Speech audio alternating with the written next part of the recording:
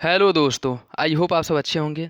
साथियों, हम लोग दृष्टि आईएएस द्वारा पब्लिश भारतीय संविधान एवं राज्य व्यवस्था जो यूपी प्रीलिम्स हो गया, यूपी पीसीएस स्पेशल, इन सबको ध्यान में रखते हुए जो पब्लिश किया गया था, जिसमें पूरे संविधान एवं राज्य व्यवस्था को एक कह सकते हैं कि वन लाइनर फॉर्म में जो है पब्लिश किया गया था।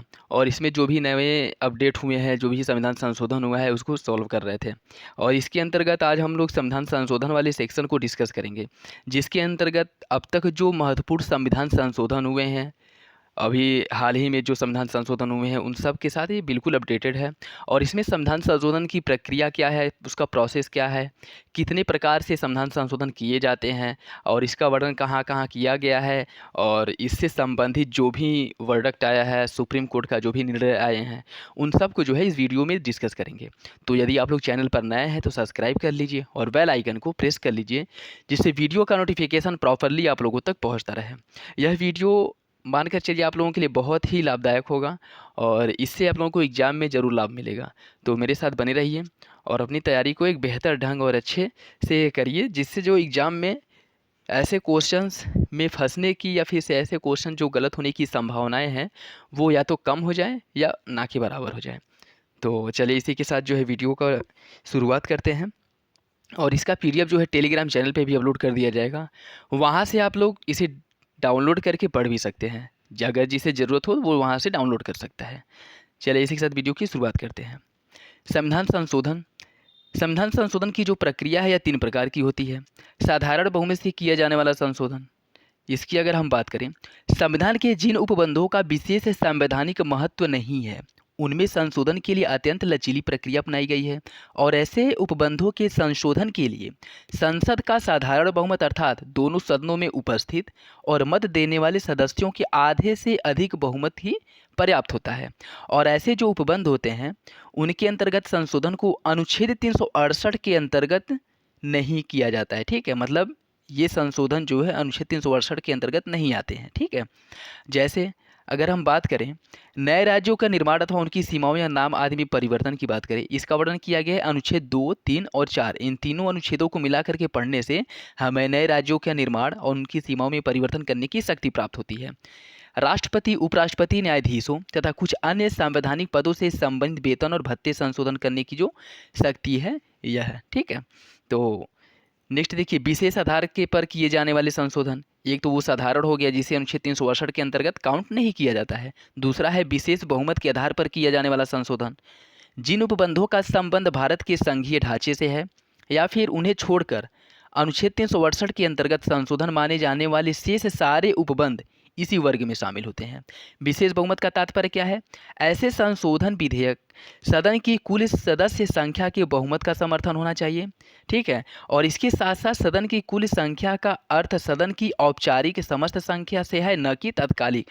मतलब मानकर चलिए कि सदन की कुल संख्या 500 है। ठीक है, और वर्तमान समय में सदन में कुल सदस्यों की संख्या कितनी है? वर्तमान समय में मान लीजिए सदन में सदस्यों की कुल संख्या 500 है। ठीक है, लेकिन सदन में उपस्थित कितने हैं? सदन में उपस्थित है 300।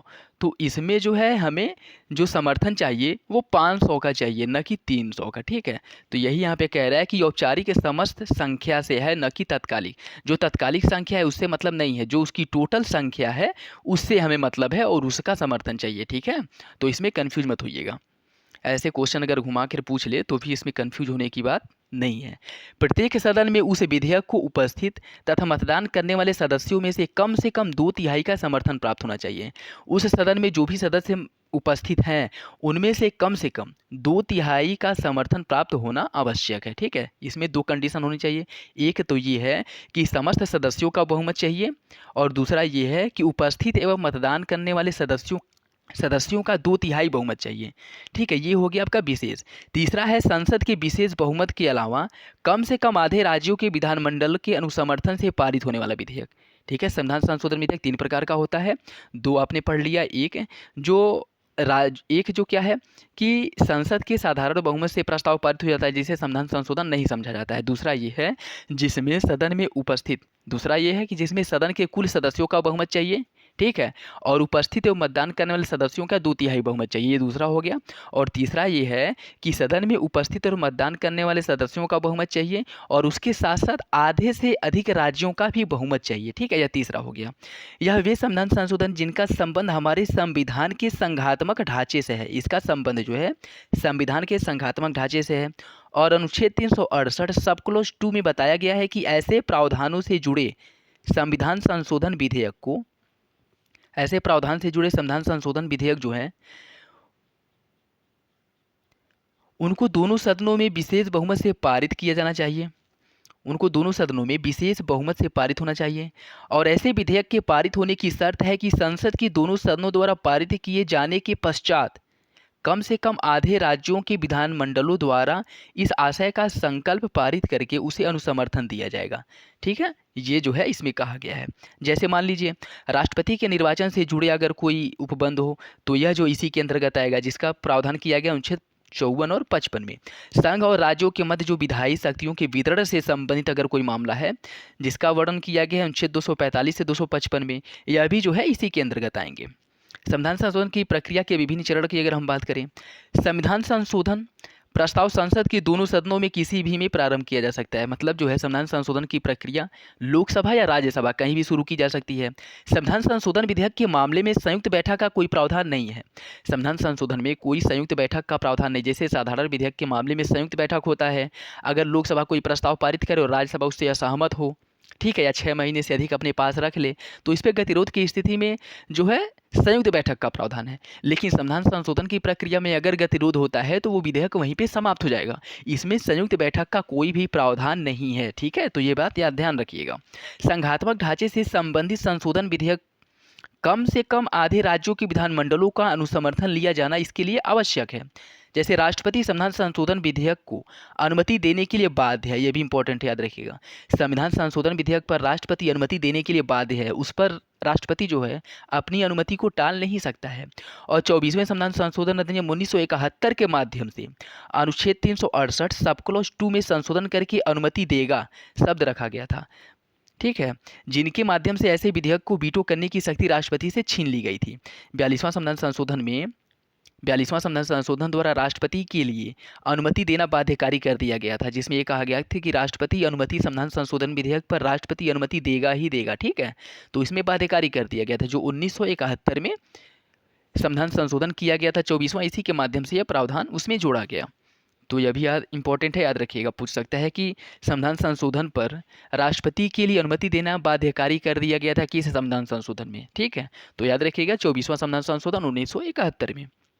देखिए संविधान संशोधन की शक्ति पर कुछ सीमाएं लागू हैं जिसको सुप्रीम कोर्ट ने विभिन्न मामलों में अपना निर्णय दिया है। पहला है शंकरी प्रसाद बनाम भारत संघ 1951 वाला मामला, जिसमें उच्चतम न्यायालय ने निर्धारित किया कि यदि अनुच्छेद 368 का प्रयोग करते हुए संविधान संशोधन अधिनियम पारित किया जाता है तो वह अनुच्छेद 13 सब क्लॉज 2 के अधीन विधि नहीं माना जाएगा, ठीक है।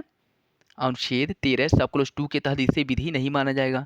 दूसरा आया था 1965 में सज्जन सिंह बनाम राजस्थान राज्य। इस मामले में उच्चतम न्यायालय ने निर्धारित किया कि अनुच्छेद 368 के अंतर्गत मूल अधिकारों में संशोधन किया जा सकता है। सज्जन सिंह बनाम राजस्थान मामले में सर्वोच्च न्यायालय ने निर्णय दिया कि अनुच्छेद 368 के अंतर्गत मूल अधिकारों में भी संशोधन किया जा सकता है। और इसके साथ साथ अगर हम बात करें तो इसके आगे है गोलकनाथ बनाम पंजाब राज्य, जिसका निर्णय 1967 में आया था। और इसमें उच्चतम न्यायालय ने निर्णय दिया कि अनुच्छेद 368 के तहत भी संसद को यह शक्ति नहीं है कि वह मूल अधिकारों को छीन सके या कम सके। गोलकनाथ मामले में सर्वोच्च न्यायालय ने निर्णय दिया कि संविधान संशोधन के माध्यम से भी संसद मूल अधिकारों को कम या इसे समाप्त नहीं कर सकता है, ठीक है। देखिए यहाँ पे अपने निर्णय को पलट दिया। इसके बाद गोलकनाथ मामले में दिए गए निर्णय का प्रभाव शून्य करने के लिए सरकार ने 24वां संशोधन अधिनियम 1971 में पारित किया, जिसमें यह कहा गया था कि संसद जो है मूल अधिकारों सहित संविधान के किसी विभाग में संशोधन कर सकता है। इसे जो है 24वां संविधान संशोधन द्वारा पलट दिया गया था, जो सुप्रीम कोर्ट ने निर्णय दिया था गोलकनाथ मामले में, जिसमें उसने ये कहा था कि संविधान संशोधन के माध्यम से भी संसद मूल अधिकारों में संशोधन या फिर उसे में कमी या उसे समाप्त नहीं कर सकता है, ठीक है। उसे 24वां संविधान संशोधन द्वारा पलट दिया गया था। फिर आया आपका 1973 केशवानंद भारती बनाम केरल राज्य। इसमें जो है उच्चतम न्यायालय ने इसके समक्ष एक वो प्रस्तुत हुआ जिसमें उच्चतम न्यायालय के 13 न्यायाधीशों की न्यायपीठ ने निर्धारित किया था। इसमें जो है 13 न्यायाधीशों की खंडपीठ जो है बैठी थी और इसमें संसद अनुच्छेद 368 के तहत इसमें सुप्रीम कोर्ट ने कहा कि संसद अनुच्छेद 368 के तहत मूल अधिकारों का संशोधन करने के लिए उतनी ही सक्षम है जितनी कि संविधान के किसी अन्य भाग का। मतलब ये है कि संसद जो है मूल अधिकारों सहित संविधान के किसी भी भाग में संशोधन कर सकती है और जैसा अधिकार इसे संविधान के किसी अन्य भाग में संशोधन करने का प्राप्त है वही अधिकार मूल अधिकार में भी संशोधन करने का अधिकार इसे प्राप्त है। ठीक है, किंतु संसद इसमें ये कहा गया था, नया कॉन्सेप्ट ये आया कि संसद संविधान में तो संशोधन कर सकती है लेकिन संविधान के आधारभूत ढांचे का उल्लंघन या अतिक्रमण नहीं कर सकती है। तो केशवानंद भारतीवाद में मूल ढांचे का कॉन्सेप्ट निकल करके सामने आया और केशवानंद भारती मामले के निर्णय के प्रभाव को शून्य करने के लिए 42वां संविधान संशोधन अधिनियम पारित किया गया, जिसके अंतर्गत अनुच्छेद 368 में खंड 4 और खंड 5 जोड़े गए, जिसमें कहा गया कि संविधान में संशोधन करने की संसद की शक्ति पर किसी प्रकार का कोई निर्बंध नहीं होगा। इसमें यह कहा गया था कि संसद की जो संविधान संशोधन करने की शक्ति है उस पर किसी भी प्रकार का प्रतिबंध नहीं लगाया जा सकता। यह किया गया था कि इसमें 42वां संविधान संशोधन द्वारा यह प्रावधान जोड़ा गया था। ठीक है, फिर आया आपका 1980 मिनर्वा मिल्स बनाम भारत संघ। इसमें उच्चतम न्यायालय ने अनुच्छेद 368 के खंड 4 और खंड 5 को अवैध घोषित कर दिया। खंड 4 और 5 जो 42वां संविधान संशोधन द्वारा जोड़ करके ये कहा गया था कि संसद की जो यह शक्ति है उसको सीमित नहीं किया जा सकता या इस पर प्रतिबंध नहीं लगाया जा सकता। उसको मिनर्वा मिल्स बनाम भारत संघ में सुप्रीम कोर्ट ने समाप्त कर दिया। देखिए, खंड 4 और खंड 5 को अवैध घोषित कर दिया क्योंकि ये दोनों खंड संसद को संविधान संशोधन की असीमित शक्ति दे करके न्यायिक पुनरीक्षण की जो शक्ति है उसको समाप्त कर रहे थे, जबकि न्यायिक पुनरीक्षण की जो शक्ति है वो संविधान के आधारभूत ढांचे में शामिल हो गया था। इसीलिए जो है 42वां संविधान संशोधन द्वारा जो 42वां संविधान संशोधन द्वारा जो खंड 4 और खंड 5 जोड़ा गया था उसे मिनर्वा मिल्स मामले में सुप्रीम कोर्ट ने समाप्त कर दिया। फिर आया आपका वामन राव बनाम भारत संघ 1981। ये सारे संविधान संशोधन और मूल ढांचे से संबंधित है तो ये पूछ सकता है, इंपॉर्टेंट है, याद रखिएगा। ठीक है, जो भी निर्णय आए हैं इसलिए आपको इतना डिटेल में बताया जा रहा है और इतना डिटेल में बताने का मतलब यही है कि आप लोगों का एकदम जो कॉन्सेप्ट है वो क्रिस्टल क्लियर हो जाए और कोई डाउट ना रहे। फिर भी अगर कोई डाउट रह जाती है तो कमेंट बॉक्स में कमेंट करके आप पूछ सकते हैं। हम अपनी तरफ से पूरी कोशिश करेंगे कि आपकी डाउट को क्लियर कर दिया जाए। और वीडियो अगर अच्छा लगे तो लाइक करना बिल्कुल भी ना भूलें दोस्तों। आपके लाइक से हमें समझ लीजिए कि अंदर से एक मोटिवेशन मिलता है कि हम और अच्छे कंटेंट के साथ आप लोगों के लिए और अच्छा प्रोडक्टिव वीडियो बनाएं जो आपके एग्ज़ाम के प्रोस्पेक्टिव से जो है बहुत ही इम्पोर्टेंट हो और लाभकारी हो। ठीक है, तो वामन राव मामला 1981 में जो आया था इसमें उच्चतम न्यायालय ने स्पष्ट किया कि 24 अप्रैल 1973 की तिथि के बाद यदि कोई भी अधिनियम 9वीं अनुसूची में डाला जाता है तो उसकी न्यायिक समीक्षा की जा सकती है। ठीक है, वामन राव मामले में सुप्रीम कोर्ट ने क्या निर्णय दिया? इसमें निर्णय दिया था कि 24 अप्रैल 1973 के बाद यदि कोई भी संशोधन करके या कोई भी कानून कुछ भी अगर 9वीं अनुसूची में डाला जाता है तो वो उसकी न्यायिक पुनरीक्षण करने की शक्ति उसकी न्यायिक पुनरीक्षण करने की शक्ति न्यायालय को प्राप्त है। अगर 24 अप्रैल 1973 के पहले डाली गई है तो उसकी न्यायिक पुनरीक्षण जो है न्यायालय नहीं करेगा, लेकिन 24 अप्रैल 1973 के बाद डाला गया है तो उसे की न्यायिक पुनरीक्षण की शक्ति न्यायालय के पास है। ठीक है, यह निर्णय दिया गया था वामन राव बनाम भारत संघ 1981 वाले मामले में। ठीक, अब यहाँ पे आधारभूत ढांचे के उल्लंघन के आधार पर न्यायालय उन्हीं संशोधन को खारिज कर सकता है जो 24 अप्रैल 1973 के बाद पारित किया गया हो। ठीक है, यह इंपॉर्टेंट है। कुछ मामले और आधारभूत ढांचे, किस मामले में किसे आधारभूत ढांचा घोषित किया गया है देख लीजिए। जैसे केशवानंद भारती बनाम केरल राज्य में संविधान की सर्वोच्चता, संविधान की संघात्मक प्रकृति, शक्तियों का जो पृथक्करण है और देश की जो संप्रभुता है, इसको आधारभूत ढांचा घोषित किया गया था। इंदिरा गांधी बनाम राजनारायणवाद में जो 1975 में आया था, इसमें निष्पक्ष चुनाव प्रणाली, विधि का शासन और न्यायिक पुनर्विलोकन की शक्ति को संविधान का आधारभूत ढांचा घोषित किया गया था। मिनर्वा मिल्स बनाम भारत संघ 1980 वाले मामले में मूल अधिकार तथा नीति निदेशक तत्वों में जो संतुलन है और न्यायिक पुनर्विलोकन की शक्ति को आधारभूत ढांचा घोषित किया गया था। SP गुप्ता बनाम राष्ट्रपति 1982 वाले मामले में सर्वोच्च न्यायालय की जो अधिकारिता है, इसे संविधान का आधारभूत ढांचा घोषित किया गया था। और एसआर बोम्बई बनाम भारत संघ में धर्मनिरपेक्षता को आधारभूत ढांचा घोषित किया गया था। एल चंद्र कुमार बनाम भारत संघ 1997 मामले में न्यायिक पुनर्विलोकन की शक्ति को आधारभूत ढांचा घोषित किया गया था। अढ़ुरा शानबाग निर्णय 2011 मामले में गरिमा के साथ मरने का अधिकार अर्थात निष्क्रिय इच्छा मृत्यु को संविधान का आधारभूत ढांचा घोषित किया गया था। ये इंपॉर्टेंट है। और फिर आपका आया 2017 पुट्टा स्वामी निर्णय, इसमें निजता के अधिकार को संविधान का आधारभूत ढांचा घोषित किया गया था। हाल ही में जोड़ा गया है, इसलिए इंपॉर्टेंट है, पूछ सकता है। ठीक है। और अब देख लीजिए अभी तक जो किए गए कुछ प्रमुख संशोधन हैं जो एग्जाम की दृष्टि से महत्वपूर्ण है, वह देखते हैं। पहला संविधान संशोधन जो 1951 में किया गया था, इसमें संपत्ति के अधिकार को सीमित करने के लिए अनुच्छेद 31 क और 31 ख जोड़ा गया था। भूमि सुधार को न्यायिक समीक्षा से मुक्त करने के लिए 9वीं अनुसूची जोड़ी गई थी। पहले संविधान संशोधन द्वारा ही 9वीं अनुसूची जोड़ी गई थी। अनुसूचित जातियों और अनुसूचित जनजातियों के लिए विशेष प्रावधान करने के लिए अनुच्छेद 15 सब क्लॉज 4 जोड़ा गया था। ठीक है। मूल अधिकार में अनुच्छेद 15 उसमें एक सब क्लॉज जोड़ा गया था 4। ठीक। इसके बाद जो है इसी में पहले संविधान संशोधन द्वारा ही अभिव्यक्ति की स्वतंत्रता पर 3 नए निर्बंध लगाए गए थे। एक था लोक व्यवस्था, दूसरा था अपराध उद्दीपन और तीसरा विदेशी राज्यों के साथ मैत्रीपूर्ण संबंध। यह भी जोड़ा गया था पहले संविधान संशोधन द्वारा ही। फिर आ गया आपका 7वां संविधान संशोधन जो 1956 में किया गया था। इसमें जो महत्वपूर्ण संविधान संशोधन है वही दिया गया है और वही मैं आपको बता रहा हूँ जो एग्जाम में बार बार पूछे जाते हैं, जिनके पूछने की संभावनाएं प्रबल होती हैं। ठीक है। 7वें संविधान संशोधन 1956 द्वारा क, ख, ग और घ श्रेणियां जो राज्यों या फिर कह सकते हैं भारत का जो राज्य है उसको इन 4 भागों में विभाजित किया। जैसे वर्तमान समय में तो 28 राज्य हैं, 8 केंद्र शासित प्रदेश हैं। उस समय ऐसा नहीं था। उस समय जो राज्य है उनको 4 भागों में बांटा गया था। क समूह के राज्य, ख समूह के राज्य, ग समूह के राज्य और घ समूह के राज्य। इन श्रेणियों के रूप में चले आ रहे थे राज्य। राज्यों के वर्गीकरण को समाप्त कर दिया गया 7वें संविधान संशोधन द्वारा और 14 राज्य, 6 संघ शासित क्षेत्रों का निर्माण किया गया और 2 या 2 से अधिक राज्यों के बीच सामूहिक न्यायालय इसी में जोड़ा गया था 7वें संविधान संशोधन द्वारा ही। इसमें यह जोड़ा गया था कि 2 या 2 से अधिक राज्यों के लिए एक ही उच्च न्यायालय स्थापित किया जा सकता है। और इसी संविधान संशोधन द्वारा 7वें संविधान संशोधन द्वारा ही यह भी प्रावधान किया गया था कि एक व्यक्ति को 2 या 2 से अधिक राज्यों का राज्यपाल भी बनाया जा सकता है। ठीक है। ये सारे निर्णय किस में आए थे? 7वें संविधान संशोधन द्वारा संविधान में ये सब जोड़ा गया था। फिर आया आपका 16वां संविधान संशोधन 1963। इसमें कहा गया था भाषण व अभिव्यक्ति की स्वतंत्रता, शांतिपूर्ण सम्मेलन करने का अधिकार तथा संगठन या संघ बनाने का अधिकार पर भारत की एकता अखंडता के हित में युक्त निर्बंध अर्थात प्रतिबंध लगाया जा सकता है।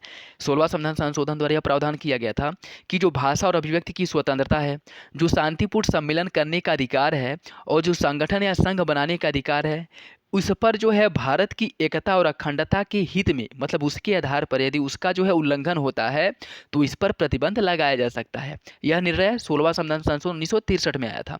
फिर 24वां संविधान संशोधन 1971। इसमें अनुच्छेद 368 के अंतर्गत पारित कोई भी विधि अनुच्छेद 13 सब क्लॉज 2 में प्रयुक्त विधि शब्द में सम्मिलित नहीं माना जाएगा। यह निर्णय आया था 24वां संविधान संशोधन द्वारा और इसमें अनुच्छेद 368 सब क्लॉज 2 में संशोधन करके स्पष्ट कर दिया गया कि राष्ट्रपति अनुच्छेद 368 के तहत पारित किए गए संविधान संशोधन विधेयक पर अनुमति देने के लिए बाध्य है। यह भी जो है इसी में निर्णय आया था। फिर 25वां संविधान संशोधन 1971। यह संविधान में एक नया अनुच्छेद 31 ग जोड़ा गया था।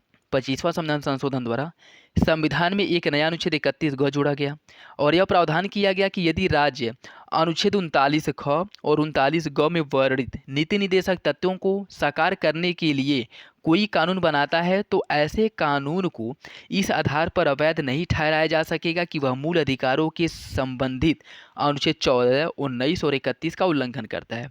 देखिए मैं इसको सरल भाषा में बताता हूँ। इसका कहने का मतलब ये है कि 25वां संविधान संशोधन द्वारा अनुच्छेद 31 ग और 31 ख जो कि क्या है नीति निर्देशक तत्व है, जिसमें एक में 31 ग में जो है यह प्रावधान किया गया है कि अनुच्छेद 31 ग में मतलब 31 ग जोड़ा गया और इसमें 39 ख 39 ग में वर्ड नीति निर्देशक तत्वों को लागू करने के लिए 39 ख और 39 ग जिसमें क्या कहा गया, ये कहा गया है कि राज्य की जो संपत्ति है उसका सकेंद्रण मतलब उसका केंद्रीयकरण नहीं किया जाएगा। और दूसरे में ये है कि जो जो सार्वजनिक उपक्रम है उसको जनता के लिए खोला जाएगा।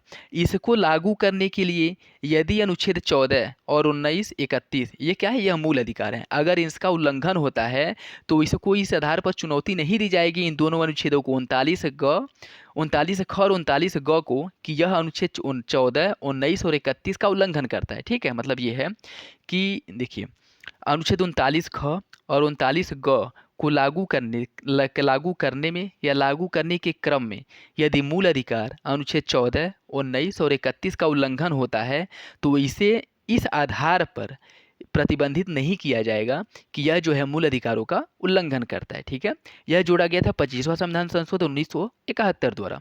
फिर 42वां संविधान संशोधन 1976। 42वां संविधान संशोधन मुख्यतः सरदार सरोवर सिंह समिति की सिफारिश का मूर्त रूप है और 42वें संविधान संशोधन को लघु संविधान भी कहा जाता है। इसके माध्यम से उद्देशिका में 3 महत्वपूर्ण शब्द जोड़े गए थे, समाजवादी, पंथ निरपेक्ष और अखंडता। इन 3 शब्दों को 42वें संविधान संशोधन द्वारा जोड़ा गया था।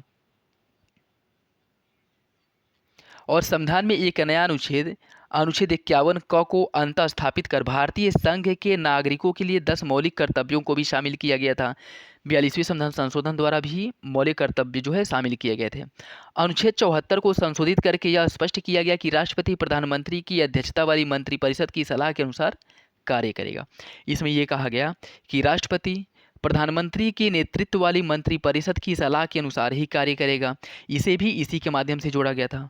फिर 44वां संविधान संशोधन 1978, इसमें मूल अधिकार के रूप में वर्णित संपत्ति के अधिकार से संबंधित अनुच्छेद 19 सब क्लॉज फर्स्ट च एवं अनुच्छेद 31 को मूल अधिकारों की श्रेणी से बाहर निकाल करके अनुच्छेद 300 क में अंतः स्थापित कह सकते हैं, अनुच्छेद 301 में अंतः स्थापित कर दिया गया था और उसके अंतर्गत संपत्ति के अधिकार को कानूनी अधिकार बना दिया गया था। जबकि 1978 के पहले जो संपत्ति का अधिकार है वह एक मूल अधिकार था, लेकिन 44वां संविधान संशोधन द्वारा संपत्ति के अधिकार को अनुच्छेद 19 फर्स्ट च से प्रतिस्थापित करके 300 क में अंतः स्थापित कर दिया गया और उसे जो है जो मूल अधिकार था उसे कानूनी अधिकार बना दिया गया। तो वर्तमान समय में जो संपत्ति का मूल अधिकार था वह एक कानूनी अधिकार है। वर्तमान में संपत्ति का अधिकार एक कानूनी अधिकार है।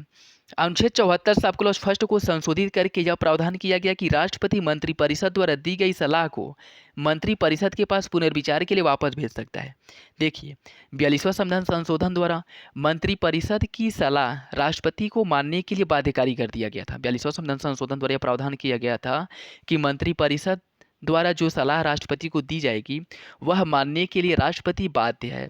लेकिन 44वां संविधान संशोधन द्वारा यह प्रावधान किया गया कि मंत्रिपरिषद द्वारा दी गई सलाह को राष्ट्रपति एक बार पुनर्विचार के लिए वापस भेजने के लिए मतलब वापस भेजने की शक्ति राष्ट्रपति को प्राप्त है। ठीक है, 44वां संविधान संशोधन द्वारा ये कहा गया कि जो मंत्रिपरिषद द्वारा सलाह दी जाएगी उसे राष्ट्रपति एक बार पुनर्विचार के लिए वापस भेज सकता है। ठीक है, और अनुच्छेद 352 में राष्ट्रीय आपात की उद्घोषणा के आधार पर जो आंतरिक अशांति शब्द था इसको हटा दिया गया और इसके स्थान पर सशस्त्र विद्रोह को आधार बनाया गया। तो वर्तमान समय में आंतरिक अशांति के आधार पर कोई भी आपातकाल लागू नहीं होता है। वर्तमान समय में आंतरिक अशांति नहीं है, सशस्त्र विद्रोह के आधार पर जो है राष्ट्रीय आपात की घोषणा की जाती है। और इसी में राष्ट्रपति द्वारा राष्ट्रीय आपात की उद्घोषणा के लिए मंत्रिमंडल की लिखित सलाह के को अनिवार्य कर दिया गया। इसके पहले क्या था कि जो 1901 जो आपातकाल लागू हुआ था इंदिरा गांधी के समय, उसमें क्या है कि मंत्रिपरिषद की सलाह पर आपातकाल लागू नहीं हुआ था। उसमें मात्र इंदिरा गांधी ने सलाह दी और राष्ट्रपति ने आपातकाल लागू कर दिया। तो 44वां संविधान संशोधन में यह कहा गया कि मंत्री या कह सकते हैं कि प्रधानमंत्री की सलाह पर राष्ट्रीय आपातकाल लागू नहीं किया जाएगा। उसके लिए मंत्रिमंडल की लिखित सलाह, लिखित सिफारिश पर ही राष्ट्रीय आपातकाल जो है वो लागू किया जाएगा। यह भी आपके 44वें संविधान संशोधन द्वारा जोड़ा गया। आपातकाल के दौरान अनुच्छेद 358 के तहत अनुच्छेद 19 के निलंबन के संबंध में यह प्रावधान किया गया कि ऐसा तभी किया जा सकेगा जब आपातकाल की उद्घोषणा युद्ध अथवा बाह्य आक्रमण के आधार पर किया गया हो। मतलब 358 के तहत अनुच्छेद 19 में दिए गए मौलिक अधिकारों का क्या है, निलंबन हो जाता है। और यह निलंबन कब होगा? यह निलंबन दो ही आधार पर हो सकता है, या तो जो आपातकाल लागू हुआ है वह युद्ध के आधार पर आपातकाल लागू हुआ है या फिर से बाह्य आक्रमण के आधार पर। अगर इन दो आधारों पर आपातकाल लागू हुआ है तभी अनुच्छेद 358 के तहत अनुच्छेद 19 के तहत जो मूल अधिकार दिए गए हैं उसका निलंबन होगा, अन्यथा नहीं होगा। ठीक है, और इसी के तहत यह भी कहा गया था कि अनुच्छेद 359 के आधार पर अनुच्छेद 20 और 21 को निलंबित नहीं किया जा सकता। 44वां संविधान संशोधन में ही यह प्रावधान किया गया था कि अनुच्छेद 359 के तहत अनुच्छेद 20 और अनुच्छेद 21 को छोड़ करके अन्य सभी मौलिक अधिकारों का निलंबन किया जा सकता है, लेकिन अनुच्छेद 20 और 21 का निलंबन किसी भी परिस्थिति में नहीं होगा। ठीक है, यह भी इसी में जोड़ा गया था। 42वां संविधान संशोधन 1985, इसके माध्यम से संविधान में 10वीं अनुसूची शामिल की गई और जिसका मूल उद्देश्य था दल बदल एवं अन्य आधारों पर संसद तथा राज्य विधानमंडल के सदस्यों की निर्भरता से संबंधित प्रावधानों को निर्धारित करना। इसे 42वां संविधान संशोधन द्वारा जोड़ा गया था। फिर 61वां संविधान संशोधन 1988, इसके द्वारा साधारण चुनाव में मतदान करने की जो आयु 21 वर्ष थी इसको कम करके 18 वर्ष कर दिया गया। 73वां संविधान संशोधन 1992, इसके माध्यम से संविधान में भाग 9 अनुच्छेद 243 का 243 अड़ और मतलब अनुच्छेद 243 ए से 243 ओ और अनुच्छेद 280 बीबी या ख और 11वीं अनुसूची शामिल की गई और इसके माध्यम से भारत में पंचायतों से संबंधित प्रावधानों को संवैधानिक दर्जा दिया गया था। मतलब कह सकते हैं कि 73वां संविधान संशोधन द्वारा पंचायतों को संवैधानिक दर्जा दिया गया था। 74वां संविधान संशोधन, इसमें जो है नगर निकायों को स्वायत्त शासन की इकाई के रूप में कार्य करने के लिए कई नए उपबंध किए गए और इसमें भाग 9 क जोड़ा गया। अनुच्छेद 243 त से 243 या 6 और 12वीं अनुसूची जोड़ी गई थी कि इसमें 74वां संविधान संशोधन 1992 द्वारा और इसमें नगर पालिकाओं को जो है संविधान में शामिल किया गया था। कह सकते हैं कि उन्हें जो है संवैधानिक दर्जा दिया गया था। 86वां संविधान संशोधन 2002, संविधान में एक नया अनुच्छेद 21 क जोड़ा गया और इसमें कहा गया कि 6 से 14 वर्ष की आयु के सभी बच्चों के लिए निःशुल्क एवं अनिवार्य शिक्षा को एक मूल अधिकार बना दिया गया। 6 से 14 वर्ष के जो भी बालक हैं उनको निःशुल्क एवं अनिवार्य शिक्षा देना एक मूल अधिकार है, यह जो है मूल अधिकार बना दिया गया। और अनुच्छेद 45 को बदलकर राज्य को 6 वर्ष से कम, इसमें क्या है 6 वर्ष से कम आयु के सभी बच्चों की देखभाल करने एवं उनकी शिक्षा के लिए प्रयास करने का निर्देश जो है नीति निर्देशक तत्व में शामिल किया गया। ठीक है, अनुच्छेद 45 में 6 से कम उम्र के बच्चों का शिक्षा व्यवस्था देखना और उनका जो है शिक्षा के लिए प्रयास करना, यह नीति निर्देशक तत्व बना दिया गया जो राज्यों के लिए कहा गया कि राज्य ऐसा प्रयास करेंगे। और वहीं अनुच्छेद 21 क के तहत 6 से 14 वर्ष के बच्चों का शिक्षा व्यवस्था देखना, निःशुल्क अनिवार्य शिक्षा के लिए वो करना, यह मूल अधिकार बना दिया गया। फिर 51वां संविधान संशोधन 2003, इसमें केंद्र एवं राज्य मंत्रिपरिषद में क्रमशः प्रधानमंत्री तथा मुख्यमंत्री सहित कुल मंत्रियों की संख्या लोकसभा और राज्य विधानसभा के सदस्यों की कुल संख्या के 15% से अधिक नहीं होगी। मतलब 15% से अधिक नहीं हो सकती। 91वां संविधान संशोधन द्वारा यह जोड़ा गया था कि प्रधानमंत्री और मुख्यमंत्री सहित विधानमंडल, ठीक है, कह सकते हैं कि मतलब केंद्रीय जो मंत्रिपरिषद है या राज्य मंत्रिपरिषद है उसमें विधानसभा और विधानसभा और संसद की कुल सदस्य संख्या की, विधानसभा और लोकसभा, मतलब यदि राज्यों की बात करें तो राज्य की जो मंत्रिपरिषद है वह विधानसभा के कुल सदस्य संख्या के 15% से अधिक और 12% से कम नहीं होगी। और संसद की यदि मंत्रिपरिषद की बात करें, संघ की मंत्रिपरिषद, तो यह जो है लोकसभा के कुल सदस्य संख्या के 15% से अधिक नहीं होगी। यह जोड़ा गया था 51वें संविधान संशोधन 2003 द्वारा और इसमें कहा गया कि कम से कम 2/3 सदस्यों द्वारा किसी अन्य दल में किए गए विलय को ही कानूनी तौर पर मान्य होगा। मतलब जो दल बदल आधार पर किया जाता था उसमें अगर 2/3 सदस्य एक दल से निकल करके दूसरे दल में शामिल हो जाते हैं तो उसे दल बदल के आधार पर उनकी नियोग्यता नहीं किया जाएगा। ठीक है, नेक्स्ट आया 57वां संविधान संशोधन 2011, इसमें संविधान में एक नया भाग 9 ख अर्थात 9 जोड़ा गया जिसका नाम था सहकारी समिति। मतलब कह सकते हैं कि 57वें संविधान संशोधन द्वारा सहकारी समितियों की स्थापना की गई। अनुच्छेद 19 फर्स्ट ग में संघ बनाने की स्वतंत्रता के साथ सहकारी समिति बनाने का अधिकार को भी शामिल किया गया। ठीक है, तो यह भी इम्पोर्टेंट है। फिर 100वां संविधान संशोधन जो 2015 में आया था, इस अधिनियम द्वारा पहली अनुसूची में संशोधन के माध्यम से भारतीय क्षेत्र बांग्लादेश में सौंपने का निर्णय लिया गया और मई 2015 को यह अधिनियम भारत के राजपत्र में अधिसूचित कर दिया गया। 100वां संविधान संशोधन द्वारा कुछ भारतीय क्षेत्रों को बांग्लादेश को सौंपा गया था। 101वां संविधान संशोधन 2017 जो वस्तु एवं सेवा कर अधिनियम अर्थात जीएसटी से संबंधित है। इसके अंतर्गत अनुच्छेद 246 ए, 269 ए, 279 ए जोड़ा गया और इस संशोधन के माध्यम से अनुच्छेद 268 ए का निरसन कर दिया गया।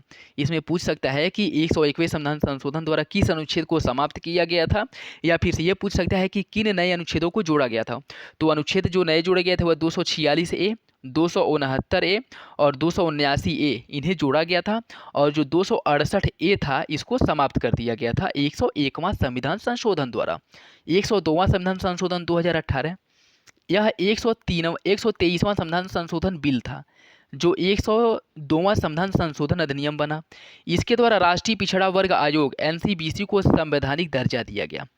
102वें संविधान संशोधन द्वारा राष्ट्रीय पिछड़ा वर्ग आयोग को संवैधानिक दर्जा दिया गया था, और यह अधिनियम राष्ट्रीय अनुसूचित जाति आयोग और राष्ट्रीय अनुसूचित जनजाति आयोग के समान ही राष्ट्रीय पिछड़ा वर्ग आयोग को भी संवैधानिक दर्जा देने का प्रावधान करता है।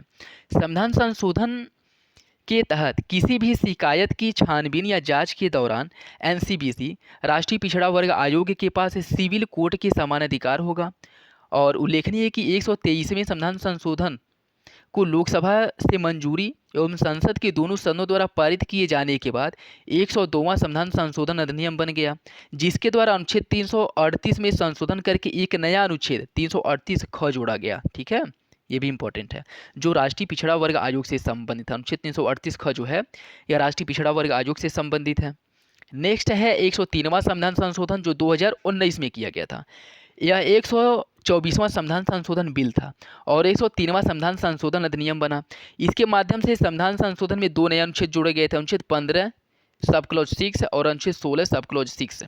इस संविधान संशोधन अधिनियम से पूर्व में आरक्षण जो है सामाजिक और शैक्षणिक पिछड़ेपन को आधार मानते हुए जातिगत आधार पर ही दिया जाता था, किंतु इस संशोधन द्वारा आर्थिक वंचन मतलब आर्थिक पिछड़ेपन के आधार पर भी आरक्षण देना स्वीकार किया गया और इसे 10% आरक्षण की व्यवस्था की गई। ठीक है, तो 103वां संविधान संशोधन द्वारा जो है आर्थिक पिछड़ेपन के आधार पर भी आरक्षण दिए के प्रावधान किया गया, और संविधान में दो नए अनुच्छेद या कह सकते हैं कि मूल अधिकार में दो नए अनुच्छेद जोड़े गए, अनुच्छेद 15 सब क्लॉज 6 और अनुच्छेद 16 सब क्लॉज 6 जोड़ा गया था।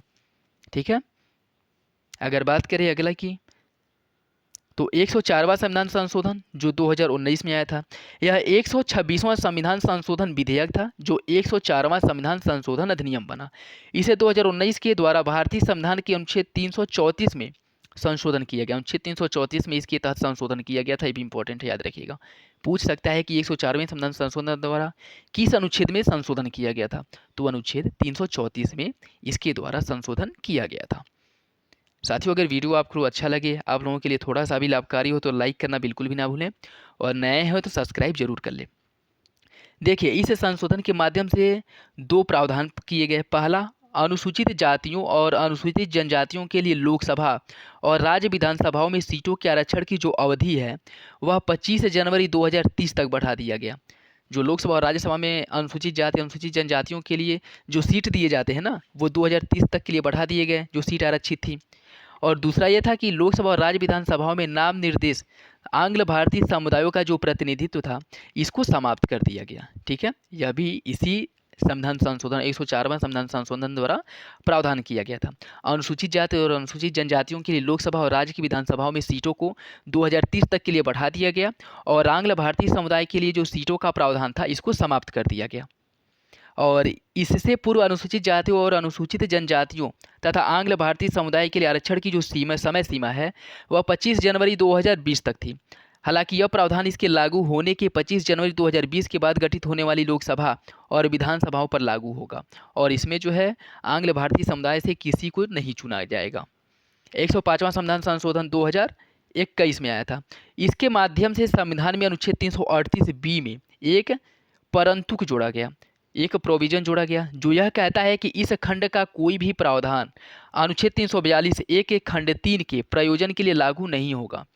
अनुच्छेद 338 को संविधान के 102वें संविधान संशोधन अधिनियम द्वारा जोड़ा गया था तथा इसके द्वारा पिछड़े वर्गों के लिए राष्ट्रीय आयोग को संवैधानिक दर्जा प्रदान किया गया था। ठीक है, और यह केंद्र और राज्य सरकारों को सामाजिक और शैक्षणिक रूप से पिछड़े वर्गों को प्रभावित करने वाले सभी प्रमुख नीतिगत मामलों पर राष्ट्रीय पिछड़ा वर्ग आयोग से परामर्श करने के अनिवार्य करता है।